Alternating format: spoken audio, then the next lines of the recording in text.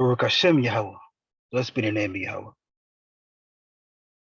So the Rabbi Abiyah for this life that you have given us. I ask that we will not take it as a light thing. Please forgive us for our sins as we forgive those who have sinned against us. And I ask that you may give us the strength to move forward in this life. I will give us the strength, the insight, the wisdom, the knowledge, the understanding, all the things that we need as we strive to obtain everlasting life. I ask that you give us a strong heart so that we will not get caught up in the affairs of this life, that the things of this world will soon pass away. Give us the strength to focus on the kingdom, to focus on your business. I ask that you may give us the strength to do your service, and I ask that we will not grow slack or lazy, but give us the strength to be strong and courageous. I ask that none of us will be afraid to take on more responsibility, and I ask that we will not be afraid to stand up for the truth, to stand up for what is right. I ask that you may give us the strength to stand up to our enemies, and I ask that you may give us all the strength, not only to protect ourselves, but also to protect others. And I ask that you may remove that fear from our heart, but I ask that the only fear that we have is the fear of you. I ask that we will not fear what man could do unto us. I ask that we will not fear what people think of us. And I ask that we will not fear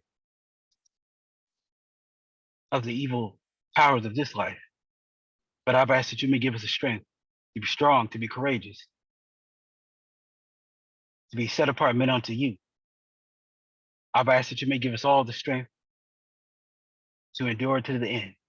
And I ask that we will not murmur and complain despite the things that we do not have, but give us the strength to be grateful. And I ask that our hearts will never depart from you, as some of our ancestors did. And I ask that we will not make an idol of our stomachs. And I ask that we will not make an idol of our emotions either, but give us the strength only to hearken unto you, only to obey you. And I ask that you may remove any form of stiff neck from us, whether it be stiff neck in actions or stiff neck in mindset, but give us the strength to be truly set apart unto you. Teach us what it means to submit unto you, our Elohim.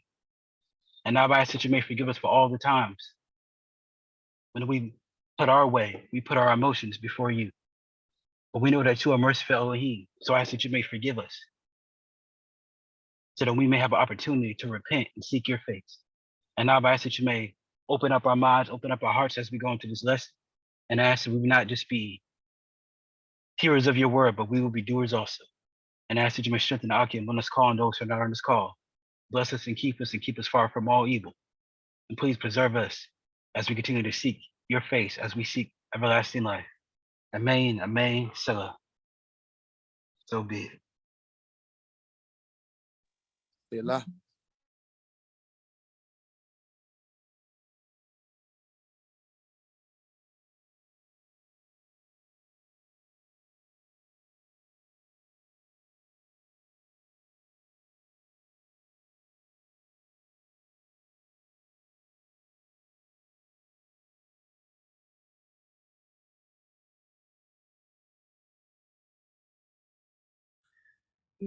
Shalom, speak up, Moreh. It look like you're talking, but you're muted. It might get muted. כן. קוראים מילה מן השaitan الرجيم ברוך אתה יחווה לכנו מלאך העולם נתן אשר התורה קידשנו במצוותיו ותבנו ויקריא השם על פי יחווה ייסו כי יחווה רואי לו אכסר ונענה יחווה לשמור הרגל שלי במצוות צדיק. My heart is steadfast, O Yah, and I will sing and make music even with my soul. Awake, O the Psalter and the harp.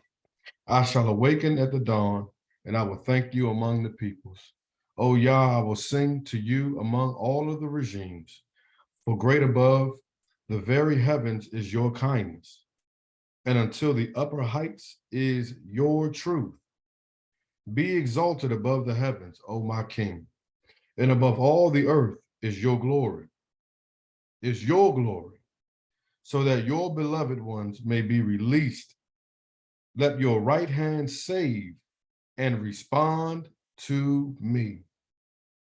O Yah spoke through his Holy One, that I would exalt and that I would divide Shechem and measure out the valley of Sukkot. Mine is Gilead, mine is Manasseh, and Ephraim is the stronghold of my head. Yehudah is my lawgiver, and Moab is my wash basin. Upon Edom I will cast my shoe, and over Philistia I will shout. Who will bring me to the fortified city? And who has led me unto Edom? Is it not you, O Yah, who has until now forsaken us, and does not go forth, O Yah, with our legions? Give us help against the oppressor.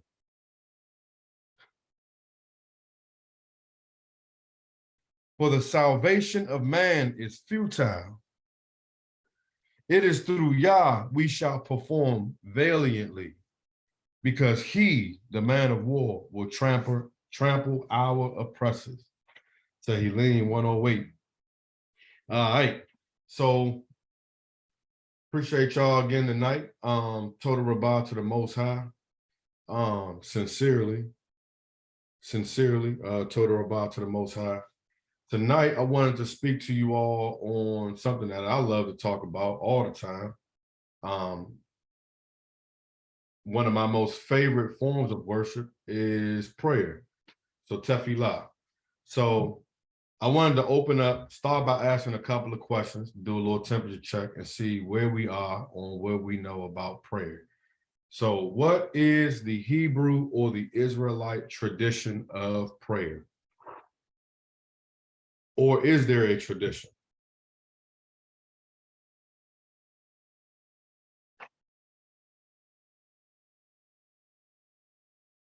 What is the Hebrew or Israelite tradition of prayer? Or is there even a tradition? Yirmiyahu had his hand up, Moreh. Yeah, you can go ahead and speak. When I speak, you don't gotta, raise your hand. Just go ahead and talk. Bless up, all praise to the Most High. Amen. Yeah, we talk about tefillah. One of the first things that come to my mind, I think about Daniel during the time of Babylon. And we know Daniel, he turned to the east and he prayed 3 times a day. So I guess that's one thing that we can think about when it comes to offering tefillah to the Most High. Having that consistency, do it often, and make sure that you're not an unfamiliar voice to the Almighty. I yield. Okay. Anybody else? Ken, if I remember correctly, I believe it was Yaakov who he cleansed himself before he went out to seek the Most High. He washed himself out. And then also think about Melech David or King David. He put on sackcloth when he sought the Most High. He humbled himself. He made himself low. And also fasting. That ties into, not every prayer has to be a fast, but fasting while praying. I would say that's in the culture too. By you. Okay. Anybody else? Let's get one more. That's two. Anybody else? Low? Next question. All right. So far we heard 3 times a day. We heard ritual purity. We heard facing the east, right? We heard preparation in terms of Sum or Sion, fasting. Which one might say, and just on the topic of fasting, which we probably should talk about that as brothers, one might say fasting ought to be one of those written rules that we have amongst the community. When everybody was in church, they did the Daniel fast and 3-day fast all the time. And everybody they turn Hebrew Israelite and they probably fast once a year, unless they get sick. So it's something to think about. All right, so we heard those things so far. Now, the next thing I want to know or want to hear from is, who taught you how to pray?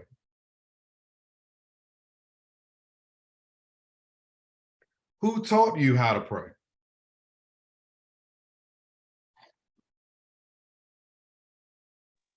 My mom. Shalom, dog. Yeah, hey, shalom. Yeah, my mama. Okay. Anybody else? I would say the Most High. The Most High?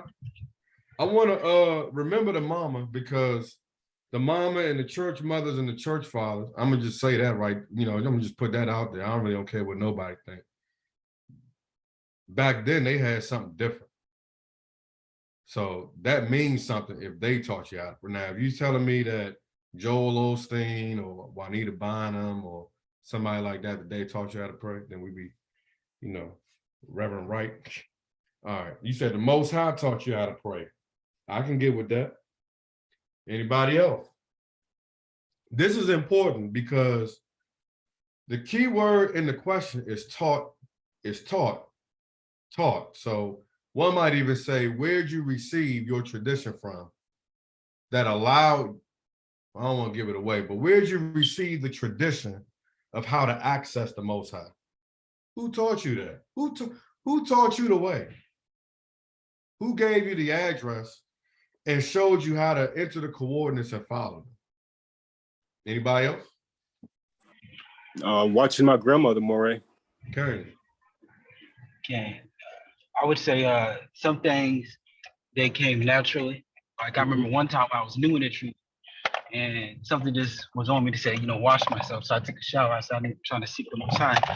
And then also, I hear the Most High speaks to people too. And when I read the scriptures, I see how things were done.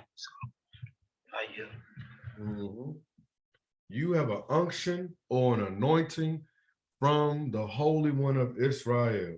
That unction, it'll nudge you and say, go clean your mouth. Stop cussing. Put your food down. Go wash up real quick because you're a little dirty. All right. Now, what are the conditions? I got two more, and then we're going to roll through it. What are the conditions of prayer that you should meet in order for your prayer to be answered? One might say, and I am that one, I might even say pray a prayer of belief, believing that whatever you speak, it is already done. What are the conditions of prayer that you should meet in order for it to be answered? But according to scripture, one thing we must do is keep the commandments. Okay. Let me ask you a question, okay? Did the Pharisees keep the mitzvah? I'm a devil's advocate kind of guy. I would believe so, Moreh. I would believe so. Okay. I would believe that they tried in some areas, but they failed in some as well. Okay. I agree. One thing I love about the Torah is both right and wrong. And not saying that the Torah is right and wrong, but it possesses that duality. And I think Moreh Baruch is probably one of the only people I've ever heard say that in terms of like your name, right? Like, let's say my name means dedicated, right? I possess equally the opposite ruach or vibration or charge or whatever you want to use to be someone that is undedicated, right? So Khenuk means dedicated or disciplined, then equally so, I can be just as undisciplined and undedicated, right? So it's like, going back to what you said, it's like, it's keeping the mitzvah, right? But you said something key that I like. You said in some areas they didn't. I would say in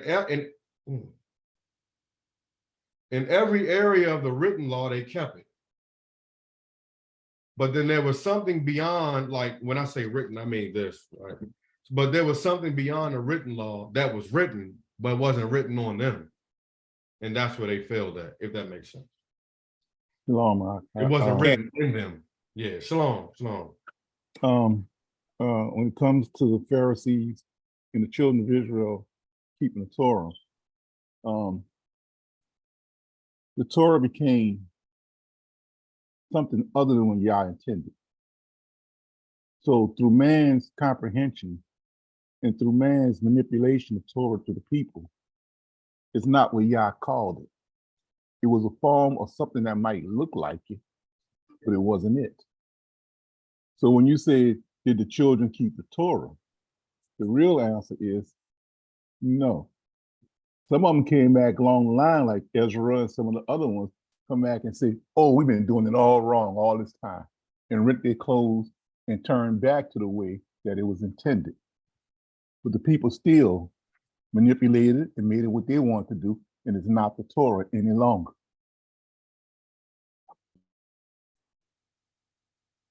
Kang, and Slika, I didn't mean to call you Ak. Shalom, though, Kang.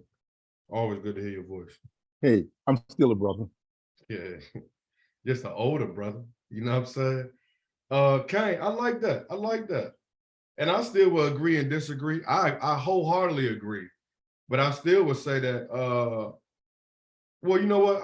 Let me say it like this. I agree. And to what you say, I would say, this people honors me with their lips, maybe even their hands, maybe even their feet when they go to the feast days, but it's their heart that's far from them. So, Kang, I agree. I agree. That's told. Anybody else? All right. Now, lastly, I'm gonna ask you, what is prayer? What does that mean? What is it? Anything you got? Let me have it.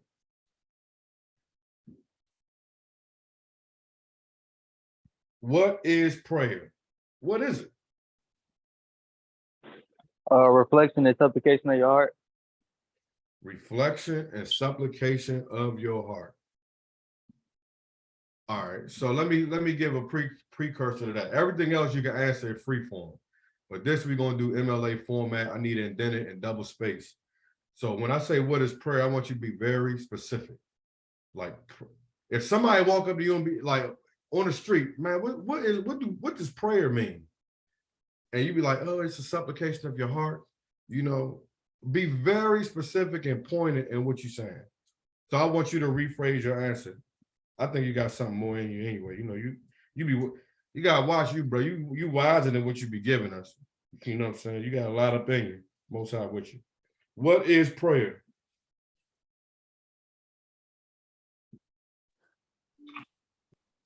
And I would say communication with the Most High Yah. And what type of communication? I would say intimate, spiritual. Okay. What makes it intimate? Thank you, Father. Thank you. Oh, Thank you. because I would say one has to go into their heart. Because normally when someone prays, they're asking for something, or they're asking for something, asking the Most High to do something or reveal something. So they have to go in their heart, because if they're praying to the Most High, I would think that they tried everything else, it's not working. So they seeking the Most High to get that clarity, to get that answer. Are you? Okay. You know what I envision? It talks about the tongue being able to kindle flames, but it kind of talk about it from a negative perspective. But remember when I was talking about a couple of weeks ago about how, out of the abundance of the heart, from what we receive with our eyes, slick out. No? No, excuse me, Simon is out there. Thank you. Yeah, so I want to I thought about it not necessarily in a negative way, but in a manner in which in this regard, I'm now looking at the tongue kindling the coals of a man's heart in respects to prayer, tefillah. Anybody else? What is prayer?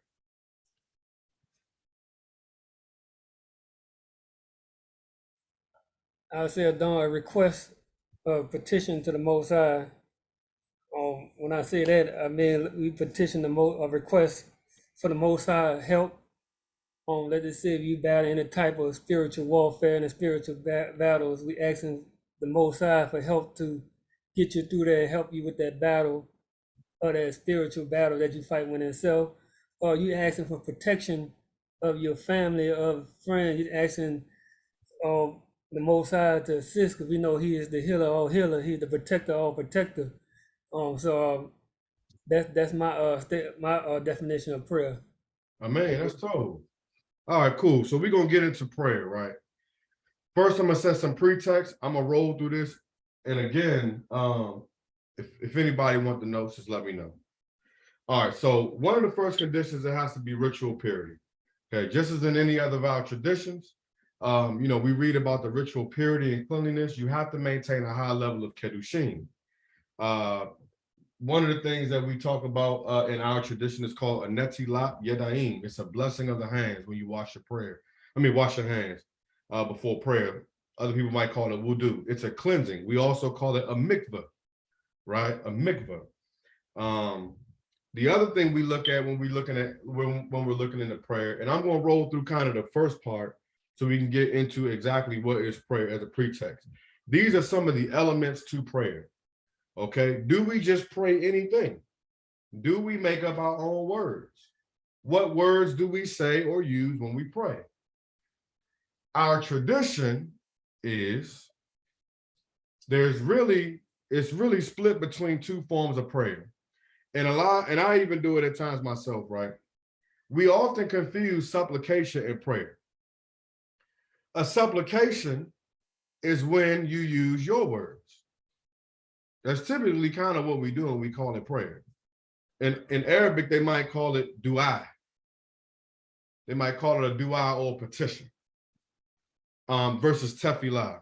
In tefillah, we ought to be speaking the words of Hashem, the words of Yah, the words that were written. All right. Those words compiled together is what is called a sidurim. A sidurim is not a Jewish book. It's not a Muslim book. It's not an Israelite book. It's not a Hebrew book. It's a word that means order, as in order and decency. It gives you the order in which things ought to be done. For example, if Baruch was doing a Brit Milah and we all had a communal prayer for that, that would be in the book of order. If Moreh Samak was doing a wedding, there will be a tefillah for that, and there will be an order. If there was an affirmation of an elder or a prophet or a young Moreh, there might be a centralized prayer for that. If the nation was sick and needed healing and deliverance, there might be, or you can find those things in what we call a sidurim. Now, this is my insight from what I have been given and what I've seen and studied.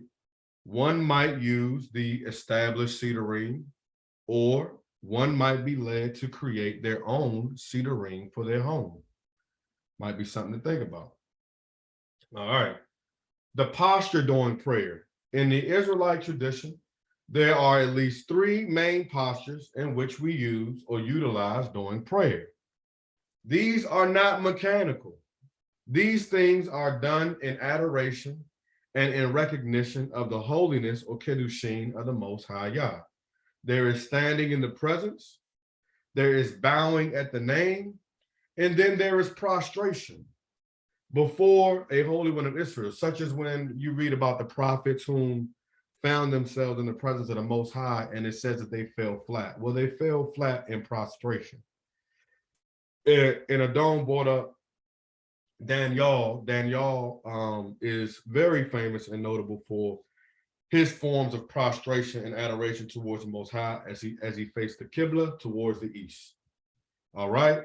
The direction of prayer, called the Qibla, the direction where we face the east of Jerusalem. We face the east of Jerusalem for multiple reasons. And depending on which tradition, meaning, I guess, let's say your path of study, that could kind of vary. It could kind of add to or take from. But in essence, we look to the east from where we look to the east from where salvation comes symbolically of the restoration of the temple, which represents a lot of other things such as the Shekinah, the dwelling of the Most High's Ruach, as well as salvation. Let's go to Ezekiel 1:7.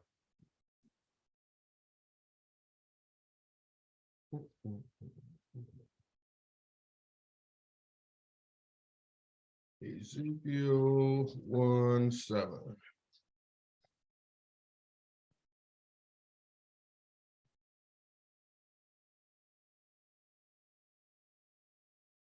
All right, somebody read that for me, please.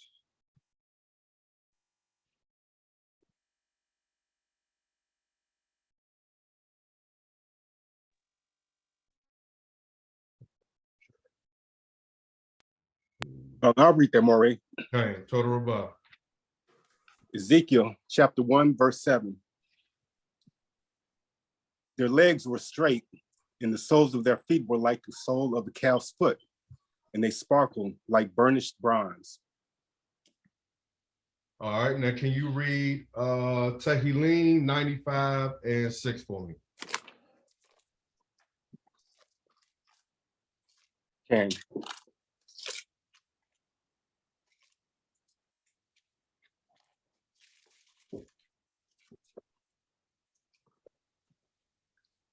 Book of Psalms, chapter 95, verse 6. Oh, come, let us worship and bow down.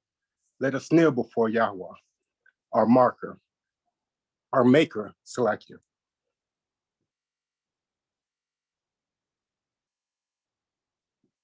All right, Cain.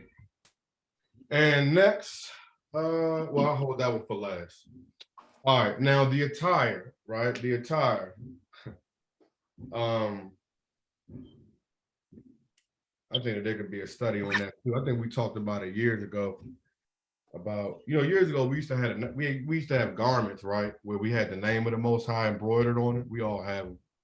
And we talked about, I think I was having this conversation with Moreh Baruch, and we were talking about what is the implications of wearing a garment that has the name of the Most High on it in the bathroom or in a place that's unclean, even if you don't speak it. Just kind of being mindful of certain things.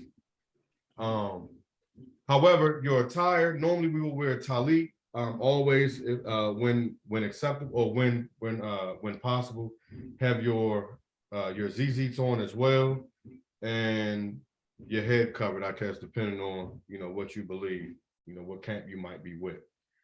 All right, now the times of prayer. Anybody familiar with the times of prayer? I'm just thinking about the morning and the evening offering. Okay, do you know the names of it? Good question. Okay. Shacharit for morning, Ma'ariv or Arvit for evening, and then you have Mincha for afternoon. So I kind of set them back. So Shacharit, Mincha, and Ma'ariv. All right. Now, yep, yeah, Lord Bar.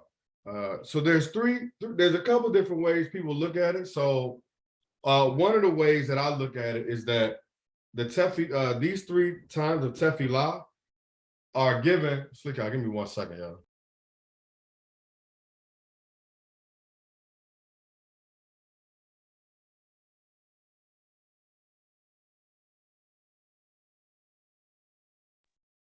Sorry, I got 4 of these guys over here. Just got back. So the 3 different times of tefillah are given for various reasons. One symbolic reason is that they represent the 3 patriarchs, Abraham, Yitzhak, and Yaakov. Abraham, Yitzhak, and Yaakov. Okay. The Shacharit morning prayer is a time that's based on Tehillim 72 and 5. They shall fear you with the sun, from the rising of the sun to the going down of the same, which is something that they believe that Abraham Avinu established in Bereshit 19 and 27. The Mincha, or the afternoon prayer, is a time that is derived from Tehillim 72 and 6.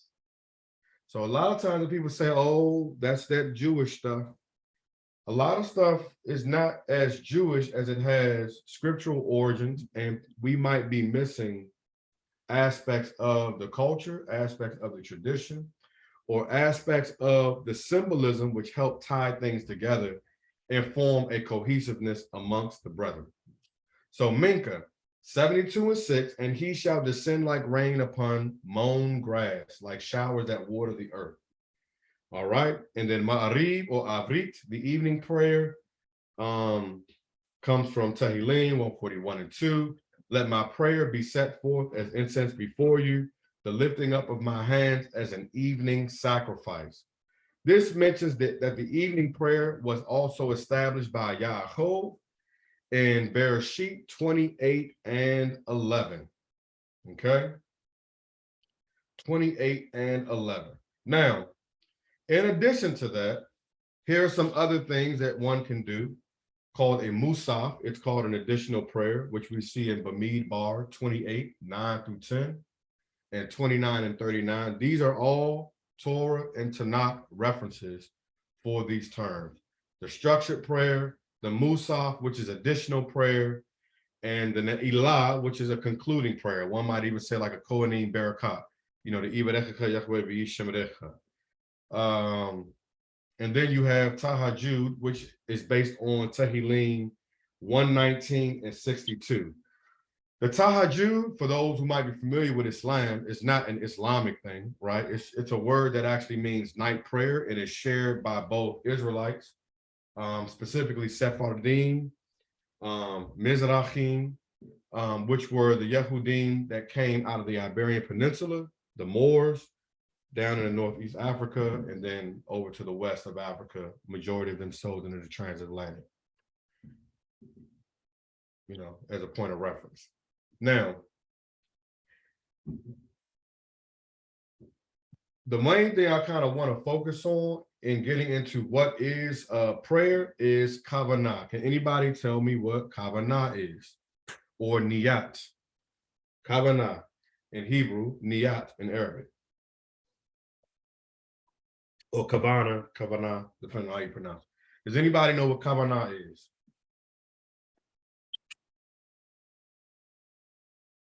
Hello?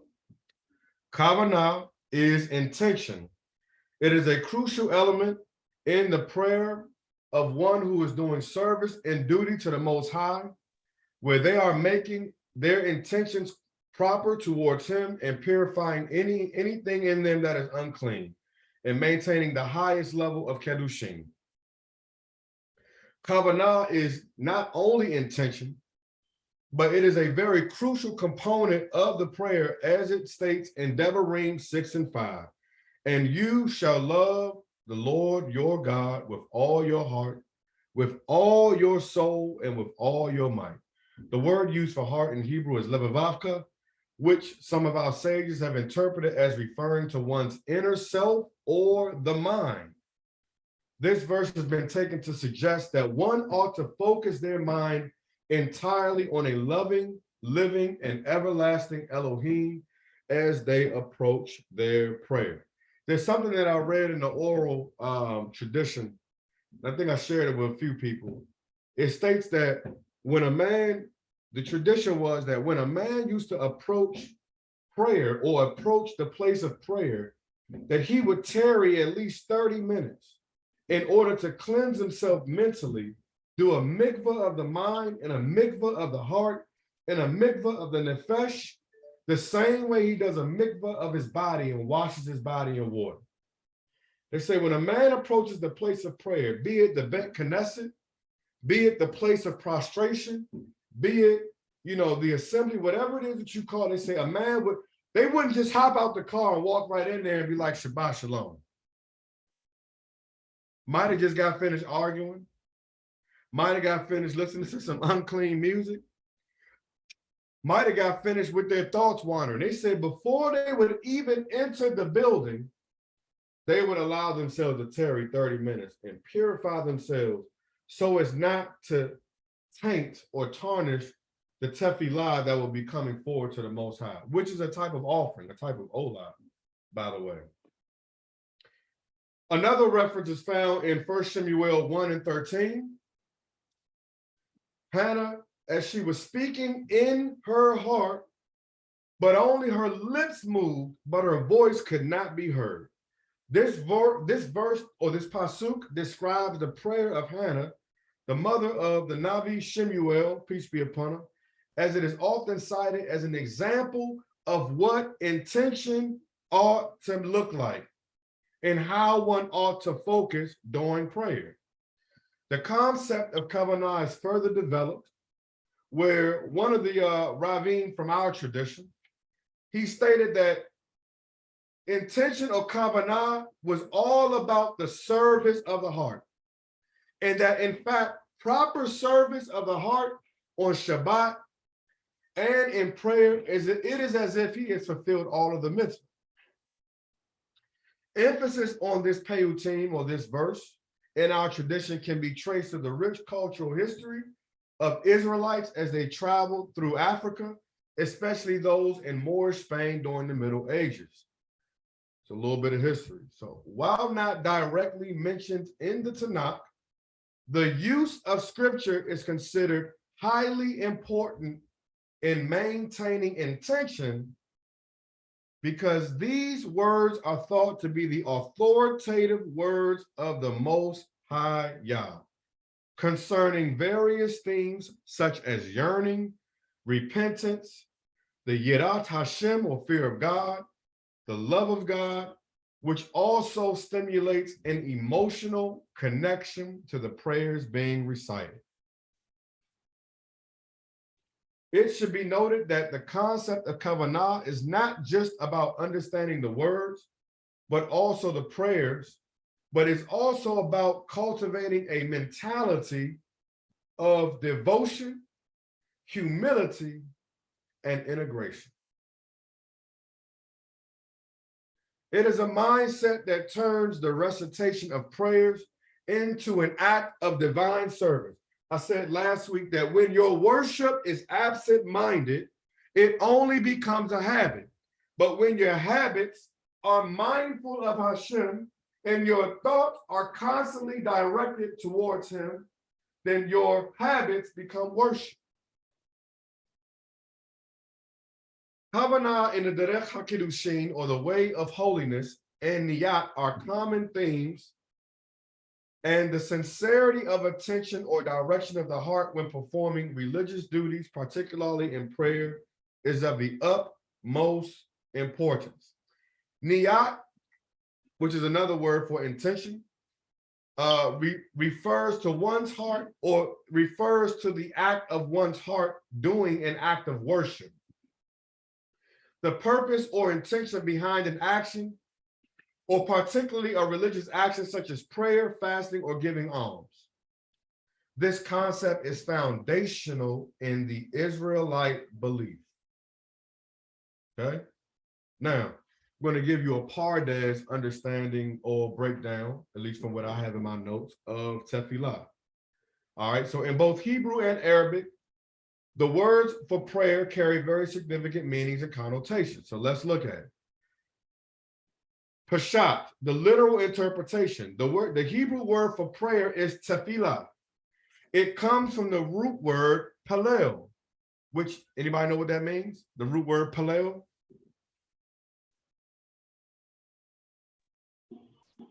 Can judge to judge or to intervene, to judge. I just looked it up. Yeah, can. Yeah, that's cool. To judge or to intervene, or to differentiate or distinguish. So at the basic level of prayer, one ought to be doing what? What should they be doing? At the basic level. I'll say examining themselves, make sure their heart is clean, trying to figure out what is actually the intention of praying, what is the intent behind it, to judge, to meditate. Judging themselves, self-evaluation, absolutely. The next level, if anybody doesn't know, Pardes, Pashat, Remez, Darash, and Sod are 4 levels of interpretation or understanding. Interpretation not in the sense of a man's understanding, but they are 4 levels of the mentality of a man as he approaches the scriptures of the Most High. So it starts with the basic level. What do I understand this to mean? Okay, the definition means to judge. So I must be evaluating I must have a clear picture of who I am. The heart is deceitfully wicked above all things. Who can know it? How shall I cleanse my way? Right? Next, remez, which is an illusion, an eluded meaning. Tefillah also comes from the root word palal, not to be confused with pelel. Palal means to hope or to long for. So at the alluded meaning, prayer means something that I am hoping for. This alludes to the expectation and the hope that the Most High will hear and answer our prayer. The next level is darash, a homiletical interpretation where many scholars have interpreted tefillah as a form of connection or communion with the Most High. Interesting. You just heard something. That's interesting. This is not explicitly stated in the word itself, but it is an interpretive layer of meaning based on the usage within the text of the Torah. Now, I say that again. The homiletical interpretation in our tradition, based on the level of darash, is looked at as a form of connection or communion with Hashem. Who do we think comes to mind when we think of darash and prayer?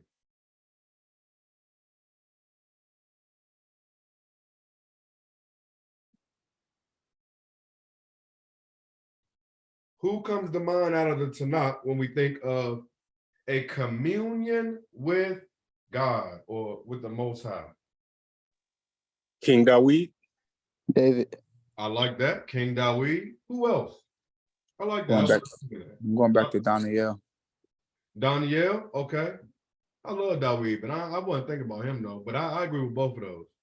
Somebody else?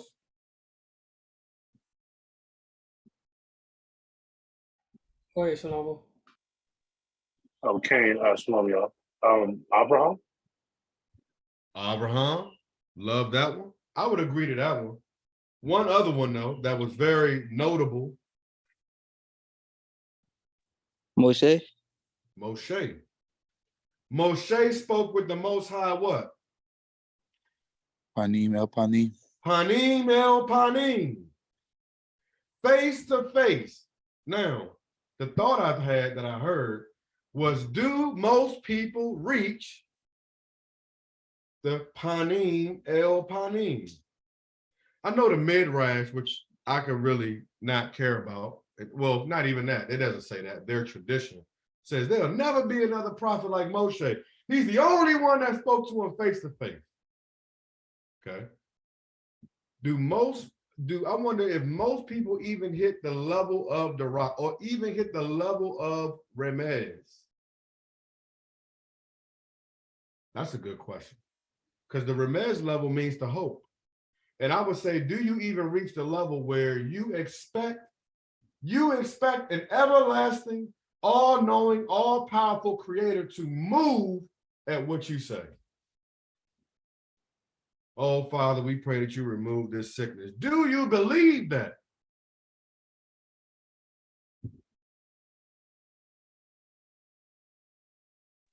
Moreh. Okay. I just want to mention one thing as you go into prayer, because as you speak about trying to get this connection with the Almighty to be able to do that, I also think about Shaul, how his sin and transgression separated him from the Almighty. And before he did that last atrocious deed by going to see the witch of the Endor, he basically was saying that the Most High is not answering me by the Urim or the Tumim anymore, right? So it's like you can have that connection, but your sin can also cause you to relinquish those rights. I yield to them. I mean, yeah, that's told. I was in a study last week, and I was telling them that the Urim and the Tumim were a different form of divination, right? Well, they were divination per se, which was completely separate and distinct from prophecy. Divination is a chance of odds and prediction. Prophecy is something completely different. And I agree with what your statement is, total rabah for that. So the question I asked, do most people even reach the level of darash where they can see the Most High in their walk, in their communication, in their tefillot, panim el panim? And the last level is sod, which is they say mystical, but I would say more so spiritual from what our backgrounds would consider spiritual. As a tool where one now ascends to different levels in the spiritual realm, ultimately aiming to unify or integrate, as we talked about, with the divine. There's another word that's used, salah. Salah in the Peshat, salah is an Arabic word for those, you're going to look it up. It literally means to connect, to communicate, or to link. It refers to the act of connecting with the Most High through a ritual prayer. Salah in the Remez, or the alluded meaning, means to carry the meaning of blessing or mercy. So now you're carrying something. In the Darash, or the homiletical interpretation, it is believed that it's not only a duty, but also it is a mechanism of purifying the soul and cultivating consciousness of the Most High and seeking his guidance. Now, let's go to 1 Kings 8:28. The term tefillah is often associated with the reflexive verb lehit palel, which means to judge one's self. This suggests that the act of prayer involves a deep introspection and self-evaluation. 1 Melachim 8:28. Yet have thou respect unto prayer of thy servant. And remember I said prayer and supplication is two different things. And to his supplication, O Yah, my Elohim, to hearken unto the cry and to the prayer which your servant prays before you today. In this verse, Melech Shlomo prays to the Most High to hear his prayers and prayers of his people, showing the process of self-evaluation and seeking for divine assistance. Now, this is a rhetorical question. Has anyone heard a leader, be it of a home, a clan, an assembly, or otherwise, pray that the prayers of the people be answered? Has anyone heard, or does anyone pray that? Has anyone heard, or does anyone pray that the Most High would make haste and hearken to the prayer of a servant, because they are now praying they're praying a prayer of faith, believing that what they are saying is already done. It's something that I believe. I say when I make tefillah, and then I go into my supplication, I tell the Most High, outside of the things that you require in order to answer, you have to do it because it's what? It's your word. It ain't my words. It ain't my words. I'm giving you your words back. Prayer is also communion and connection. Another aspect of tefillah is the act of connecting with the divine, creating a bridge between the human and the spiritual realm. Tehillim 39:12. Shema, hear my prayer, O Yah, and give ear unto my cry. Hold not thy peace at my tears. So don't be at peace at the sight of my tears. For I am just a stranger with you. I am a sojourner, as all my fathers were. Here, the psalmist Dawid is using tefillah as a form of communication and connection in his petition to the Most High. Also, prayer can be used as intercession. I know Moreh Samak has a line, do we have any intercessors in Israel? Back in the, I know Moreh Baruch said his mother taught him how to pray. Back in the day, we had intercessors. I don't know why we don't have them now, per se. But the intercessors, correct me if I'm wrong, the mothers of the church, sometimes the mothers and brothers of the older men of the church, they will be lamenting and praying all night for the salvation of the people. They will be praying and offering tefillah all night, asking and petitioning that the Most High would move.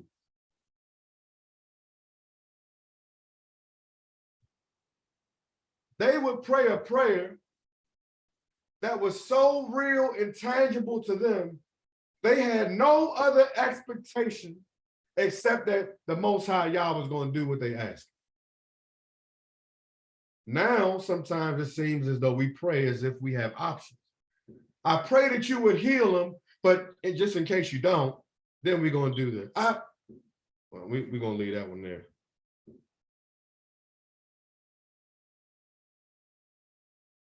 Tehillim 102:1. A prayer of tefillah of the afflicted or for the afflicted when he is overwhelmed, poureth out his complaint before the Lord. In this verse, the term tefillah refers to a plea or a desperate cry for help, where tefillah is used as thanksgiving, Tehillim 104. Enter into his gates with thanksgiving and into his courts with praise. Give thanks unto him and bless his name. While the term tefillah is not directly mentioned here, it's worth noting that gratitude and praise are integral parts of prayer. Jonah 2:1. Jonah prayed or offered tefillah unto the Most High, his Elohim, out of the fish's belly. Here, Jonah's prayer is one of thanksgiving and deliverance, indicating another aspect of tefillah. And Habakkuk 3:1. A prayer of Habakkuk the prophet upon 3:1. A prayer of Habakkuk the prophet upon Shigionoth. The following verse reveals a prayer full of awe and respect for the Most High's power, showing the aspect of praise in tefillah. Now, through these verses, we can see that tefillah is a multifaceted term representing introspection, connection, and a plea and praise to the Most High. The depth of this word is a testament to the richness of the Hebrew language, such as the word palal, pay, lamed, lamed.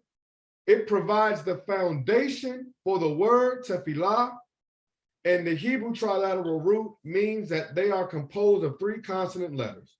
These root letters are the building blocks of the language, which gives us great insight into what this actually means. Just like teshuvah is not fitting to be merely relegated as repentance, tefillah is not merely to be called or relegated as just a prayer. Sometimes we be late to work and we be like, Lord, I hope I get to work on time, right? Prayer is a tool and it is a tool or an asset, as we kind of been talking about, where we now come before the Most High, and what we are presenting is a judgment that we have now placed on ourselves. I like it when it said, he who is spiritual judges all things, but he himself is judge of no man. It's because he's already judged himself according to the Debar Elohim.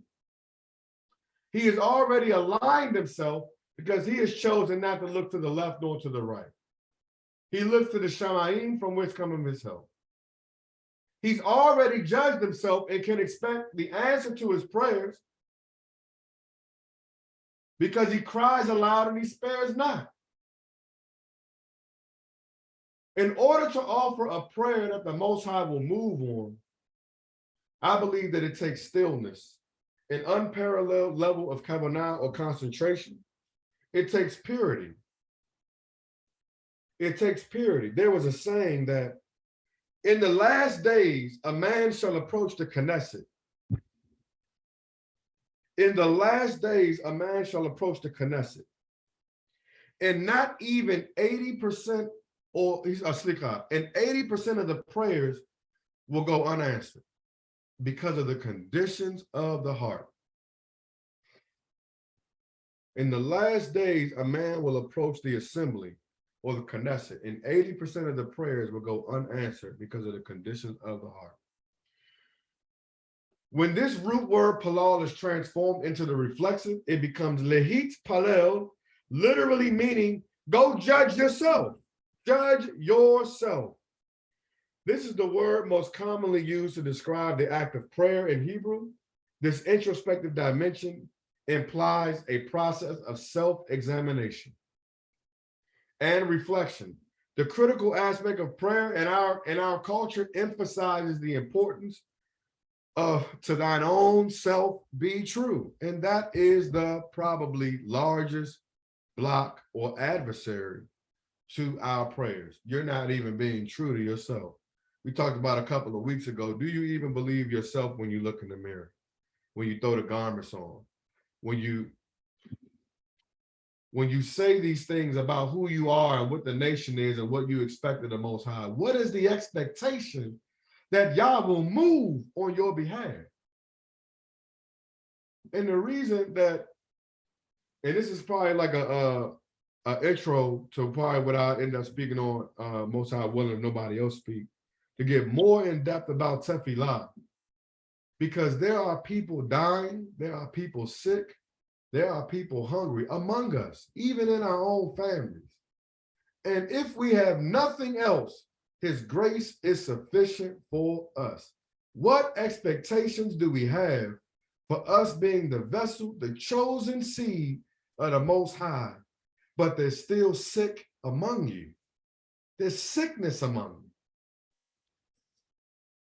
you. It is my belief that judging ourselves, realigning ourselves, making teshuvah, and turning towards the Most High, allowing ourselves to be chastised, receiving the rebuke as a wise man, and purifying not only our heart, but inadvertently our mouths as we speak back to the Most High, prayers of deliverance, prayers of healing, and prayers of provision, that Yah will move on our behalf.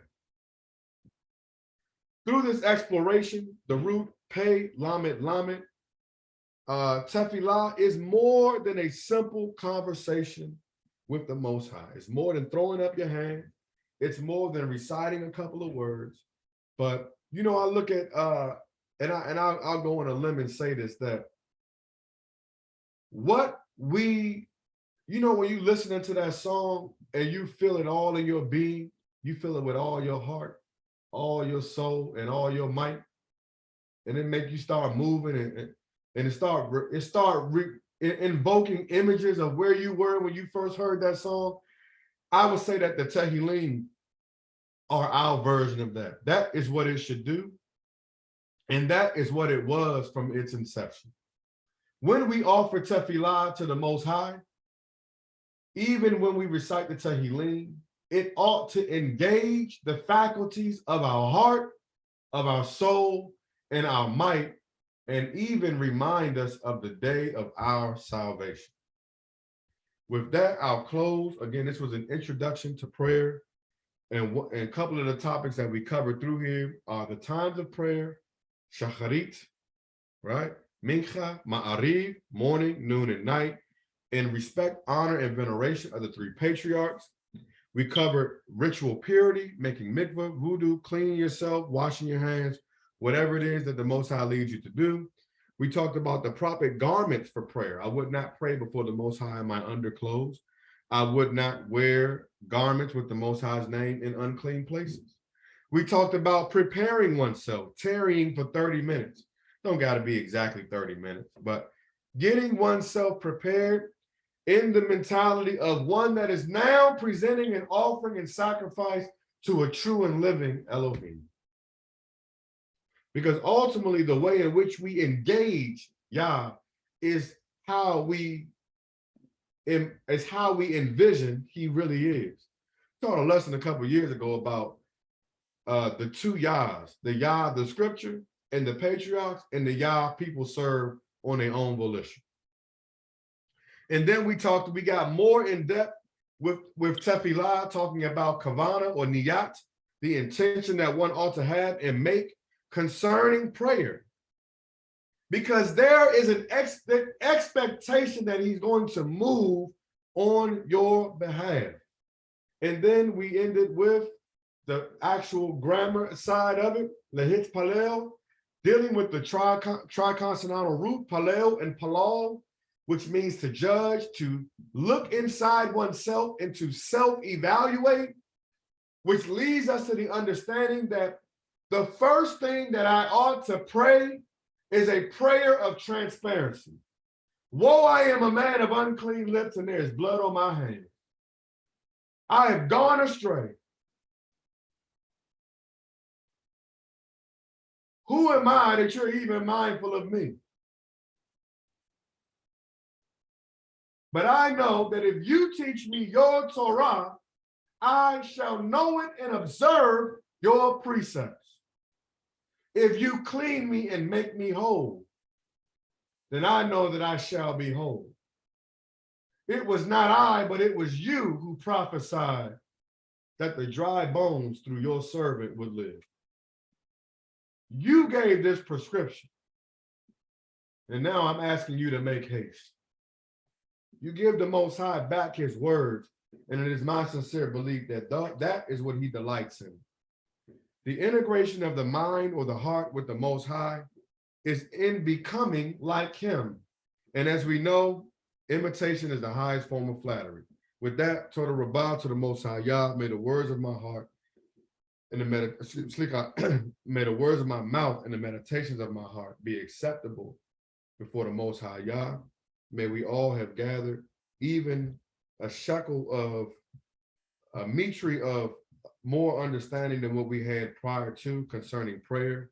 And may we approach prayer with more reverence, more kedushin, and evolve into a place where when we pray, that people are healed, that miracles are seen, and that in real time, the Shekinah of the Most High will dwell among us. Amen. Total Rabbah.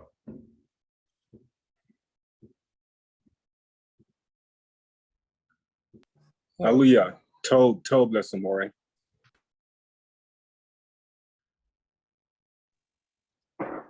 Hallelujah. So blessed. King. I'm glad you went into this lesson because, me being on the prayer call, I noticed that some of the things that you brought out, I knew, and some of the things I was doing, but I didn't actually know the root of it. It was, I just do it naturally. And some of the things I just never really thought about. I had no knowledge of. So, hallelujah. And I had two questions. The first question was, you said a statement regarding, you said a man will come into an assembly in the last day. You said 80%, I believe you said 80% of the prayers will not be heard. I was trying to figure out where you were reading from, because I wrote it down just to make sure I wrote down the correct thing. It was a saying that I heard. I didn't read it from anywhere in particular. But okay. if I can find a source, I'll send it to you. Okay. Totally right. Okay, and my second question was, go ahead. Send me a DM so I can send you my number. I was about to say it on live, knowing anybody to put this joint on YouTube. Yeah, send me a DM. I'll send you my number. If I can find it, I'll shoot it to you. Okay.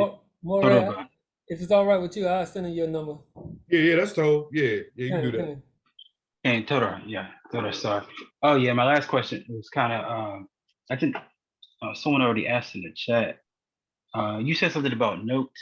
You were going to send the notes, but you get the number, so I guess I'll see my email. Yep. If you should send me your email, I'll send you my notes from all of the previous 4, including what I have on this one now. Yep. Okay. Yeah. But I told blessing. I think this lesson was definitely needed, especially in the times we're living. Okay. People are gonna be calling out on the Most High a lot more, So, yeah. Shalom, Moreh. This is Zakane Silas. One thing that I did, one of the many things I like, is how you spoke about how we should use the words of the book in our prayer. Because as I got, I'll say wiser, I guess, in my prayer method, I began to incorporate the words of the book in my prayer. And for me personally, I felt a little more strength in that because I know there's more power in those words than just my meek words that I can come up with. I'm telling you.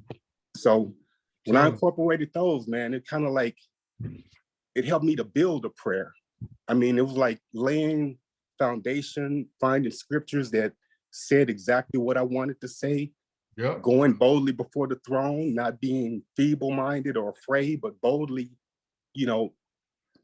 coming with my supplication and my prayer. And one of the verses that I use that sticks out, that comes, also with the ones you mentioned, was James 5:16. Because for me, in the beginning when you start praying, or when I started praying, it's more about, what I need. What can you do for me? Help this person, help that person. But as I went further in the truth, my prayers began to be more general because they were more for a nation. So even though I may not call that person's name, I'm praying for my nation. That's right. So in that prayer, that particular one, James 5:16, helped me out a lot with that. Amen. The total Rabbah lesson, I appreciate that. Man, Lord Abba, total Rabbah for your input and your insight. Yeah, I agree. You know, also one of the things that I found, you know, I tell people all the time, like when I first started on the way, it's probably like 07, 06, 07.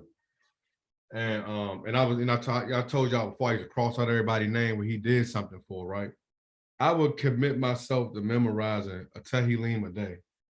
And that's what I would use when I walk by the way, when I rise up, when I lie down, when I sit. That's what I would use as frontlets between my eyes and as a sign on my hand. I would challenge myself, say, how much of this can I eat and digest? And then I said, because the next thing it was like, well, then meditate on. I said, okay, well, I got to read it and know it first. Then I can actually meditate on something. And then once I meditate on it, then I say, okay, well, now bless me to behold the wonders of your Torah. So now I'm envisioning Yah doing what he wrote about doing for me. Now you tell me that he can grant Hezekiah more time, but he can't do it for one of your loved ones today? Come on. We got to be serving two different Elohim. That's why, you know, and I do this exercise in my yellow beam. That's why I frame it like, see, we be like, yeah, the Most High, the Most High. I say, okay, we talking about an everlasting, all-powerful, outside of time, without limitations, no need to repent, Elohim, the creator of heaven and earth. He is the creator of the circumstances. I am asking him to see me through. That's who we praying to. Hey, Total Rabbah is okay. Anybody else? So I got a question about the prayer times. Okay. So like me being a Muslim and I pray like 5 times a day. Mm-hmm. So when I make my rukus, so am I doing it wrong when I freestyle? So the Islamic, that's a great question, especially on this form. The Islamic tradition came from the Torah tradition of the 3 times a day. The 2 additional were added based on what I said earlier about the supplemental, and then another prayer of the closing prayer. So if you add that 3 with the 2, then you get the 5. Now, in anybody's tradition, whether Jew, Israelite, Islamic, they're going to have their prescribed way. But again, I'd say this, that there's strength in learning, right? So I don't not learning a tradition. But again, I defer back to what I stated last week, that there is a way that seems right to a man. The end is death. What is the good of 10 prayers a day and you walk in there and your prayers aren't even accepted, right? So I would rather utter, now, I mean, I do my 3, but I would rather pray one solid prayer with the proper intention. You see what I'm saying? Than to be praying a lot of prayers and then they don't even be accepted. And I think that, you know, ultimately, as a person decides to increase their kedushim with the Most High, or their level of holiness or connection or integration with the Most High, naturally, the amount of prayer that they might pray would increase. 3, again, is just something that we get from tradition that we read within the Tanakh, which we can verify that our ancestors did. And our ancestors often used rituals or symbolism or metaphors to usher the consciousness into a modality or a mindset of holiness, if that makes sense. Did I answer your question?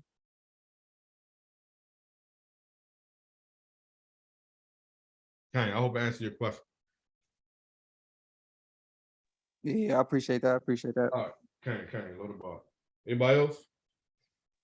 I just want to say Torah Rabbah Upa'am Moreh. Thank the Most High just for the teaching tonight. Torah for touching on the purity aspect and the cleansing aspect of the tefillah as well. You know, I'm a man who prays a lot, and sometimes I pray within the assembly, and you know, you want your prayer to be heard by the Almighty. So to go over some of this information this evening, as far as the introspection, being able to purify yourself, purify your mouth. These are all good things.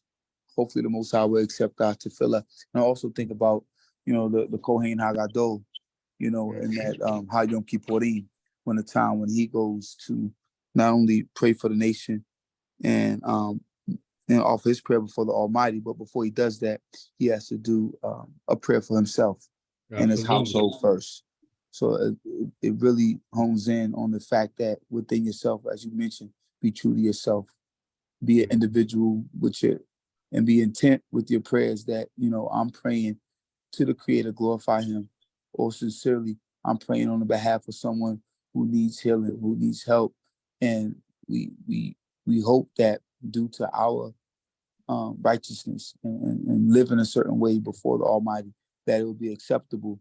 But then as you continue to go over the information this evening, also to make sure that we're cleansed and that we're right before we go to the Almighty. But then also just one other point, you kind of think about during the times of Hezekiah and when he wanted to do the Passover with the people.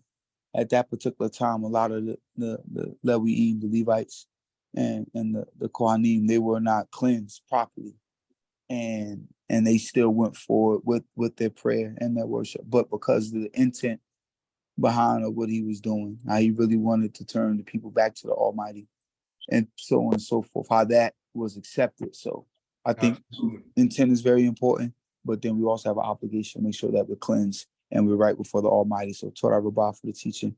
And I pray that the Most High will continue to uplift us and that we'll be acceptable before him in the highest course of his glory. All glory to Yah, Torah. Amen. Amen. All glory to the Most High Yah. Anyone else before we close? Hallelujah. Hallelujah. First of all, I'd like to bless the name of the Most High Yah. May the Most High touch and pour back into you all that you've poured out. May he cover and bless, protect you and your household. For you bring forth this word, may he keep the adversary far from you. As you bring forth these type blessings, the adversary will be near. So may the Most High keep you covered as you continue to esteem his name and lead others unto him in purity. Torah Yah. Powerful lesson of dawn, powerful lesson. And I believe it's so in season because this is one of the things since we've been going through some of our Torah portion. We're not on the same schedule as others are on the Torah portion. We just on our true light at our pace that we go through Torah. And we've just been going through certain things about the priesthood and their dress, their the heart where it was supposed to be. And, we've touched on when we come before the Most High, how we need to be cleansed and prepared and be in preparation for prayer.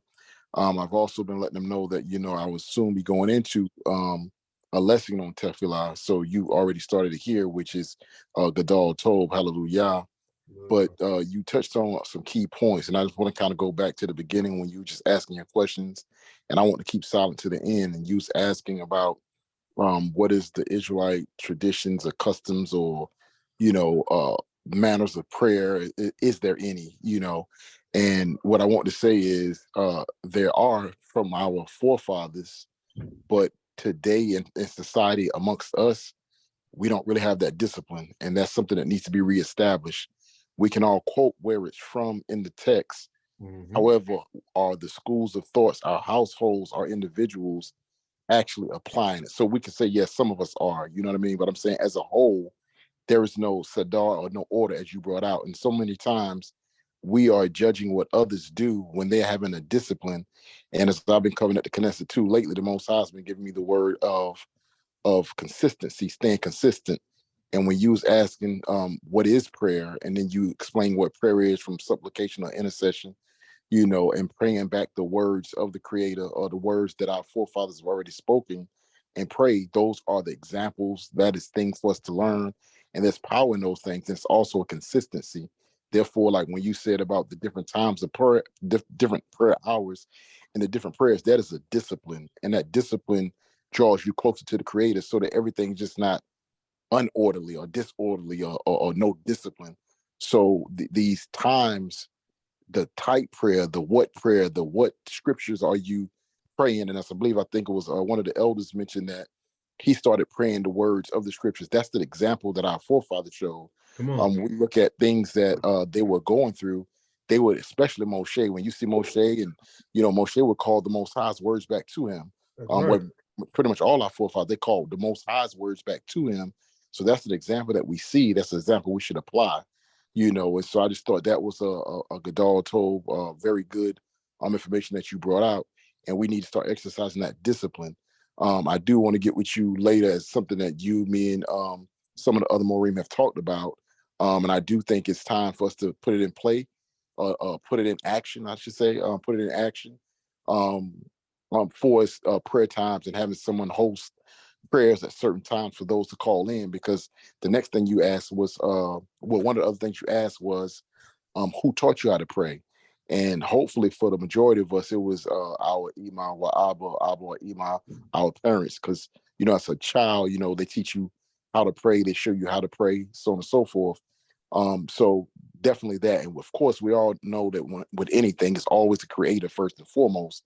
But I understood from when you was asking from who taught you how to pray. So in a natural sense of who taught us how to pray, it should have been our parents to start off with, to teach us how to pray, But then beyond that, when you have that discipline and you have that structure, and as you said, as they commonly use the term church, which we may not ascribe to, but when you go to the synagogue, Knesset assembly, what I'm saying, to the mosque, whatever one goes to, you also can learn from the Zakanim or the elders. You can learn from those there that they may not directly be teaching you, but because of the discipline, because of the times that they do it, and the repetition of the discipline of the words already written, and they have these organized prayers that also is teaching you how to pray.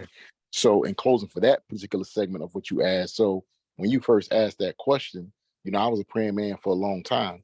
But and of course, like Moreh Baruch, my Iba, my Abba, they taught me how to pray already as a child, and it's coming up with them. But when you said that, a particular name came to mind with who taught me how to pray, and may the Most High bless his memory. It was Elder Herman, because his prayer was on a different level. Like I would pray, but everyone wanted to ask him to pray for them because it felt different when he prayed. The way he prayed, the way he entered into prayer, and so though I was his Moreh, and he submitted to me, and he was my elder, which I submitted unto him. But it's just his prayer was powerful, and the way he prepared for it. He was a praying man, and you've seen results from the creator from his prayer, which meant his heart was in it. Wasn't that I'm a Moreh, I'm an elder, or so I have to sound good before, because I hear a lot of people, they pray beautifully, but there's really no power in the words, because as you said, it's not written. I haven't seen it written, but I do believe pretty much 80% that may go up in synagogues and assemblies, Knessets, may not even be heard, because the men that sending them up is not even coming from a pure place, so they're not even in a position where the Most High will receive their words, or our words, I should say. So we need to be very mindful of that. But I learned how to pray from him because he just showed me, and so I started praying differently. And then, so we learn how to pray from each other. I learned how to pray from yourself as well. Moreh Baruch and others. I learned from Akim also things that I add to. And that's the reason why the word said you'd have Kodash Mikra, a holy convocation, because we still learn from each other. Something that I might not have been doing in the discipline that someone else has shown me that they do, you know what I'm saying? Then I glean from that as well. And I learn and I apply it to now my prayer life also, which expands upon already my prayers. And I used to hear people, and I've heard it kind of recently here at the Knesset, and I've heard people on the calls and stuff like that. They hear some of us pray, and then they be like, they don't want to pray because they can't pray like us, and I let them know. I used to be like that, like, to hear certain elders pray, and you thought you was praying until you heard others pray. You like, man, I ain't been praying at all. I didn't really know how to go there because it's just some words. But when you feel someone come forth from the heart, and you see that, you can actually feel that. So we learn from one another as well. So that's the reason why he tells us to gather ourselves together, because when you come together and have holy convocations, you're learning from, and that's why in the houses of prayer or in the places of worship that we gather at, there should be this discipline, showing how to pray, showing these certain things, so that when a man supplicates, or when he goes into his own words that you brought forward, he at least has that start of, this is how I enter into the presence of the Creator. This is how I first speak to him. Like I let him hear his words back. I'm gonna let him hear my heart and my humility to him, and I'm retaining these things to mind, and I'm going to him with his words before I even go into my own words, and before I go into supplication. So, and you learn this from watching others. So back to the statement that some has made, they was like, man, I want to learn how to pray like y'all. That's what you do. You listen, you learn while you listening. but also not only listen to the words from the man that comes forth, listening to the heart of the man that brings forth the words. Because some prayers are simply just that, good sounding words, where there's other prayers where you feel like, this is what I want to send up Teflon for me, because I see their life, their walk, and I feel the presence of the Creator with them when they lift it up. Or you can actually, sometimes when people send it up, you know the Creator's with them with the words that they're sending up. So I think this was a Gadol Tov start to this Adon. It's very, very well needed. But back to the what does Yisrael do? In the Torah, it's written how they did things. Right. But as a community as a whole, we don't have that discipline, and we need to have it established. And that's what I said I want to get with you and the Moreh about, so that as Ezra the scribe taught down in Sukkot, we can say people messed it up and what we don't have. But how long are we gonna keep talking about the negative and what it is and what we don't have? Do something. So I just think it's time for some of us to establish and do it, and at least be someone or the someones that the Most High will use in these last days to start calling his people back to him, to teach them how to cry out to him where we can be heard and received, so we can be the ones to start teaching one another, learning from our forefathers, learning from one another, teaching how to pray. And I do believe that the season that we're entering into, we're going to need that communication with the Creator more than anything. And it's going to need to be sincere, not just these, oh, it's going down, now you want to send up some prayers to him. No, it needs to be, I've been talking to my father for a long time, and I think Jeremiah said, so that your voice is recognized, like you're not just a strange voice. Oh, who that calling up to me now? Like, no, your voice is known because the Creator's heard your heart and your words coming before him, and he's heard your development, how you've been getting more disciplined in that, to the point where he said, okay, now I'm going to show y'all something, so I got a whole lot more to say, but it was a Gadol Tov presentation. And I just pray and hope everyone is getting something from this, not only just listening to it as, oh, another good lesson, but man, these things that are coming forth, Adon has been doing, it's something that I said to Moreh Baruch, and I think Shael and a couple others, we need to start saying and bringing forth stuff that's impactful, that don't just carry somebody, at the end of the lesson and they forget what it's about, but it needs to carry them through the month, carry them through the week, carry them through a year, where something that we bring forth with the words that the Creator give us, it leaves an impact. Just like when Moreh Baruch taught not this Shavuot, but Shavuot before that, but before the Shavuot, and he taught that freedom is Kodesh, and then see that when he taught that, I mean, that thing hit, it was impactful. And then what caught me off guard was when we got together for Sukkot last year, the Yaladim, my bot, and some of the other daughters, they made a song, and in the song they had freedom is Kodesh. So now that was something that was impactful. It stuck with them. You see what I'm saying? It carried them through a whole year to another feast, remembering the words that Adon brought forth. You have been bringing forth some very impactful lessons that should carry us through, should keep something on our mind where we don't have to be like, oh, what's new? Like, man, I'm still in meditation on what Adon just taught last 3 weeks, last year. I'm still meditating on that. It's carrying me through. So that's it. So basically what I'm trying to say is all praise to the Most High. You've been bringing forth some word that should be imprinting on our hearts and carrying people through. And it should not be just listening to these lessons just to hear it. These lessons, as Elder Herman will say, is not for information, it's for transformation. So with that, all honor, all esteem to the Most High. May the Most High bless you. May he continue to esteem you as you esteem his name. May his words be esteemed through you. And may you, my brother, and your family be blessed. I yield. Man, likewise. Total rebuttal for your words. We're going to definitely get up. I was thinking about something when you was talking, right? So on one aspect, we all say the Shema. And then when we get together, we all say the Asarota Devarim. It's like, why not a communal Tehillim? Just one, only one, that we all say. And then even when we come together and understand when we join assemblies or on Moedim, it now calibrates everybody's soul and heart and mind to the same frequency. And then you can go on whatever respective order is for your house. The other thing I thought about when you said that, going back to, when we said our mamas and our grandmamas taught us how to pray. You can't tell me, because we talk about Jews and Muslims. Oh, they got to order. When you walked in that church on Sunday, the first thing they said was open up the hymn book and go to hymn number, go to page, and all of those hymns in that book were based on the Tehillim. Now that's from the inception of how our people were able to use a vehicle like Christianity to maintain some sense of connection to the Most High through all of what they went through. These days, you walk into church or wherever, they want to remix the most popular song on the radio. Completely different. So even when now think about this, man, you just had, that was a jewel right there.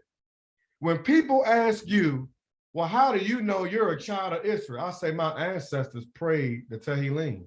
They sung them, even if it was on Sunday, because something in them led them to do what they had always done. Just trying to get back to the ancient path. Toda Rabbah again for your word. And Toda Yah for you provided this medium of exchange so we can get the word out and connect with one another. Anybody else before we close? Can I say one more thing, Can I Adon? ask one more thing? Okay. So like after prayer, right? How do you walk that path to stay on it, and when it seems like everything is against you, and believe the words you say, especially like when you go outside, it ain't nothing but pain. You feel me? Like that's all you see. Like how do you just like stay like strictly to it?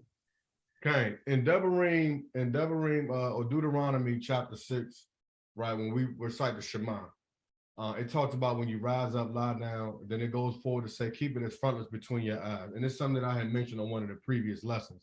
What I will recommend, one, prayer, well, fasting coupled with prayer works.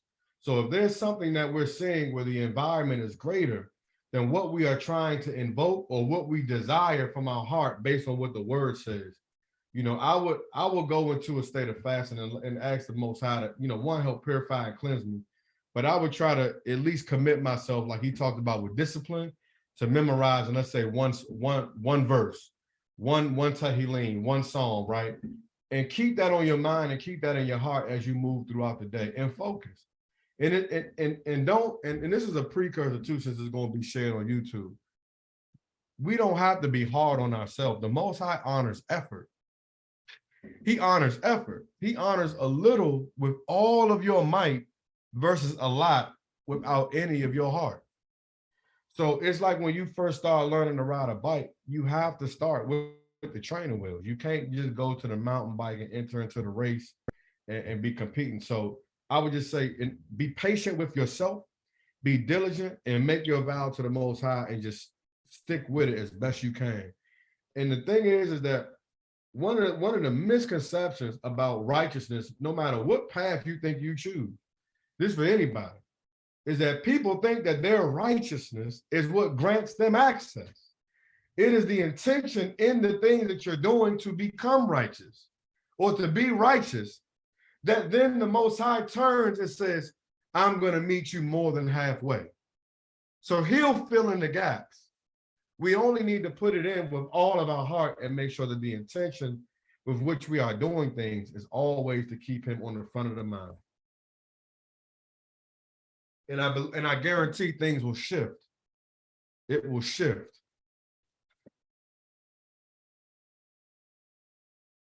Somebody else about to say something? Yeah, I want to say. No, go ahead, Moreh. Yeah, I just want to say one more thing real quick. Also, something that stood out early on in your questions that I just want us to be mindful of when Zokaim Malkiyahu was saying that he felt like the Pharisees, in so many words, they kept the law, but then again, no, because they turned it into something else because their heart wasn't right in the way they was going about it. So what it was actually the Torah, it was not even, it still was the Torah, but we understood where he came from with it. They wasn't using it properly. And so that's the same thing, that same mindset that he brought forth. That's the same thing with us. Like, just because we go into prayer, if our heart is not right, if we're not living Torah right, if we're not doing this thing, like as you said last Shabbat, when you said we make it too mechanical and we need to fall in love with Yah again, and we need to do this thing from the heart. And as you just said to the young out, about the intentions of your heart and the effort you're putting forth, like that sincerity and the intentions of your righteousness, like we can't follow the same mistakes of the forefathers and think we can go into the presence of the Most High. We have to understand it's all about us trying to be righteous and set apart unto him when we come to his presence and make sure that we're doing it right, not doing it to be seen or not doing it to sound good, or look good. We're doing it because we love our creator and we're humbling ourselves before him in righteousness. So I just thought that was key, that we need to be mindful that he did say that, because we have a lot in this community now, you know what I'm saying, that's actually doing exactly what it says. Even in the Brit Kadashah, there's some that shutting the kingdom of people because they see the actions of hypocrites, and then they don't even want to try to serve the Creator anymore. You know what I'm saying? Right. So we need to like walk Torah, because Torah is supposed to be a heart transplant for us. Not about us boasting and ruling over others, but us getting corrected within ourselves and doing self-reflection. And then, when we see those things within us, ask the Most High to remove certain things. I'm going to yield because I seen the elder Mike unmuted, and I know Moreh would want to speak, but I just want to get that off. Praise be to the Most High.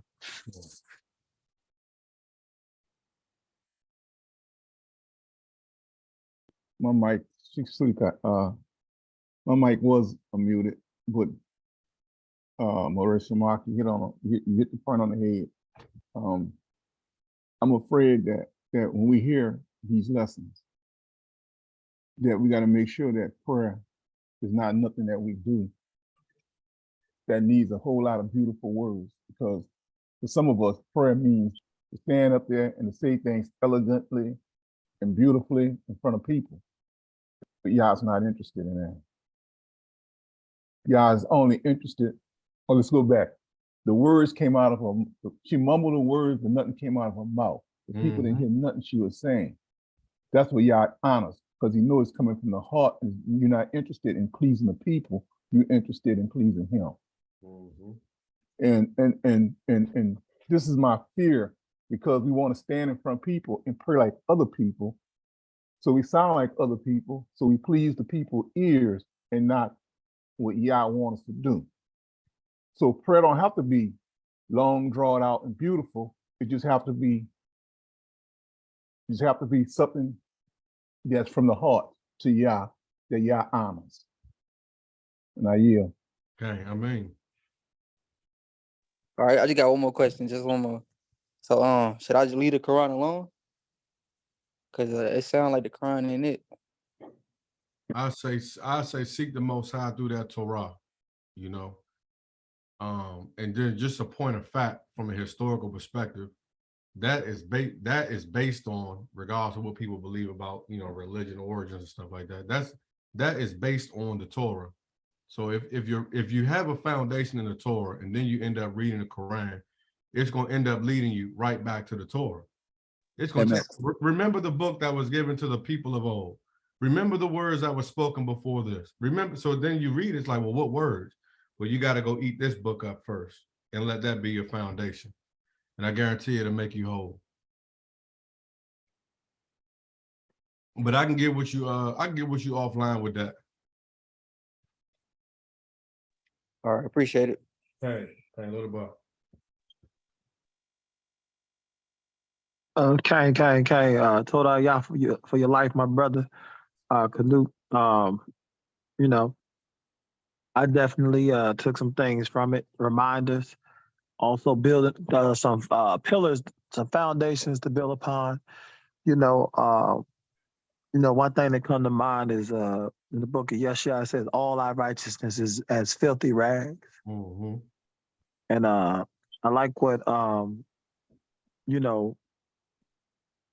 what Moreh Samat was saying, and a couple of others was kind of putting it down the same way. It's like, and I think you made the statement in another way, you made the statement too, when you said a little effort, you know what I'm saying, with all your might. Yep. You know what I'm saying?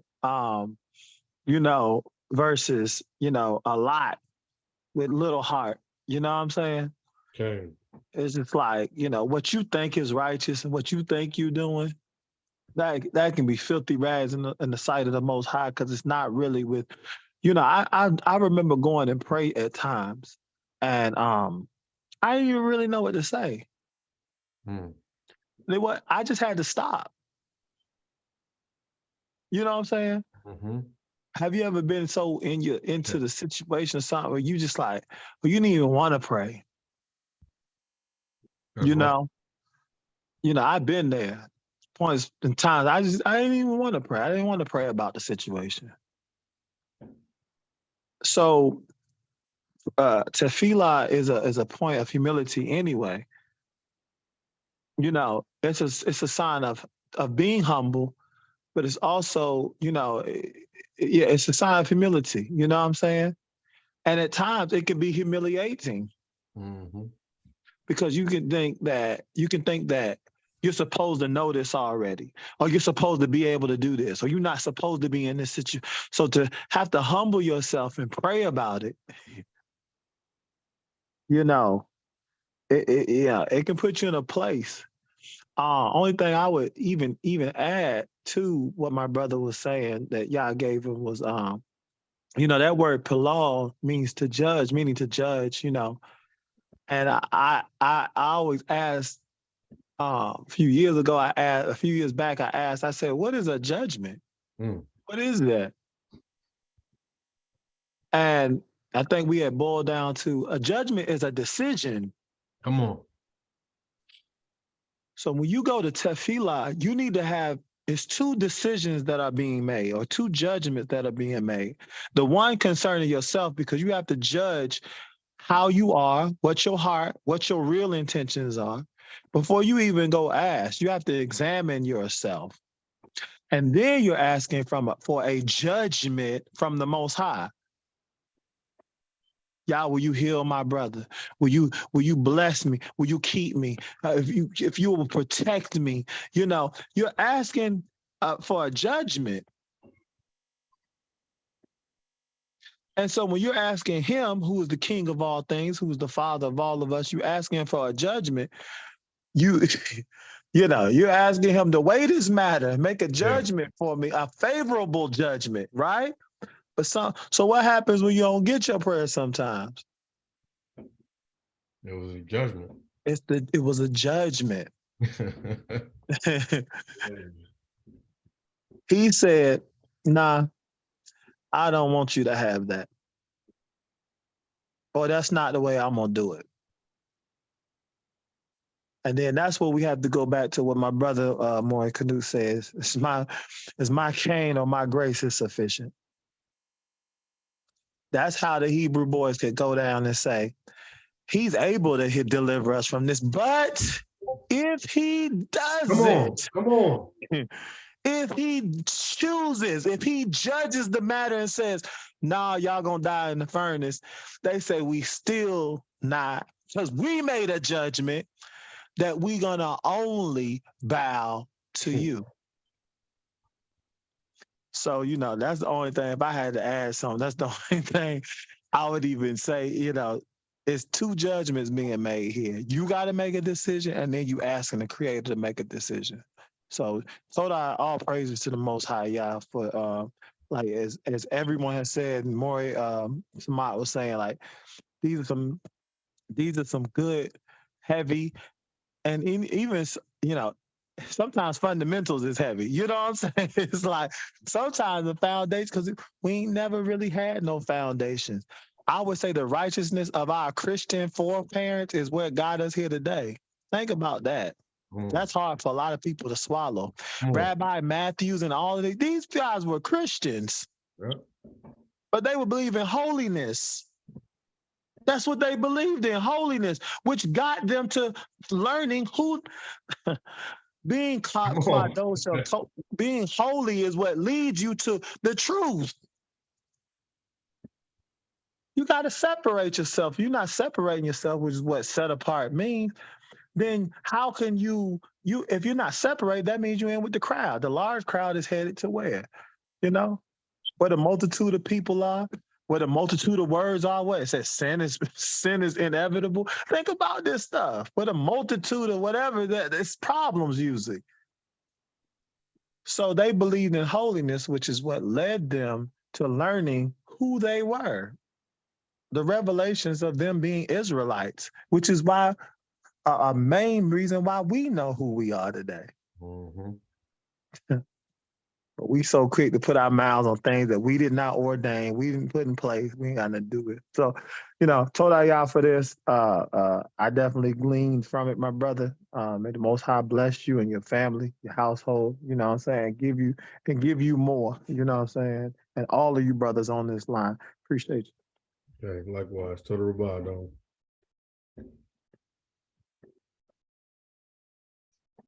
Last call.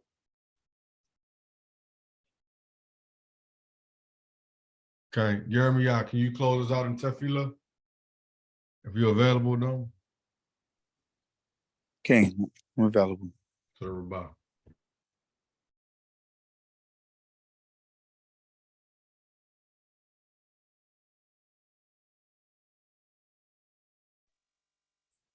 Hallelujah.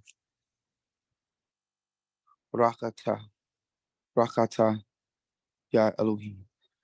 Only to you, O Yah. Anaknu notni. Chavod. Do we give glory. We thank you, O great King on high, for your love, for your wisdom, for your direction. We thank you, O Yah, for blessing us with life and giving us an opportunity to draw closer to you, O great King. We ask and we pray that you will accept our persons, our mind, our body, our spirit, our rukot. Accept the fact that we're striving to grow closer to you in truth. We ask and we pray that you will accept us and give us our opportunity, O great King, to kneel before you, to humble ourselves before you, and to connect with you once again. Praying that you will forgive us for our sin, forgive us for our transgressions, forgive us for the things that we have done that's not pleasing and right before the, O great King. Asking that you will correct us in measure, but please never utterly destroy us. Give us the opportunity to tashuv lifnei otka anaya. Bavakusha upa'am tukwabel lanu ba'habashoka na Yahuwah. Anaknu notnim otka bakayinu. Na Yahuwah. Tain lanu rafua shalema. Bavakusha rofe lev lanu. Baguf lanu. Ask that you will heal our heart and our body. That you will give us a perfect healing. That we will be astute and diligent and disciplined before thee, O great King. We thank you for the words, once again, of our Moreh, allowing your words to flow through him. And I pray that it will be upon all of our hearts and our minds, that we will take one step closer to you. Asking, I pray, O Most High, that you'll continue to be with the Sahus dedicated with opening the line, and all the Achim, the brothers. Pray that you'll help reestablish once again the patriarchs in this world, in this nation. That you will bless the men to be great men before thee, men of renown. Men that will have the power to heal, men that will have the power to call upon thy name and miracles be brought forth into this world.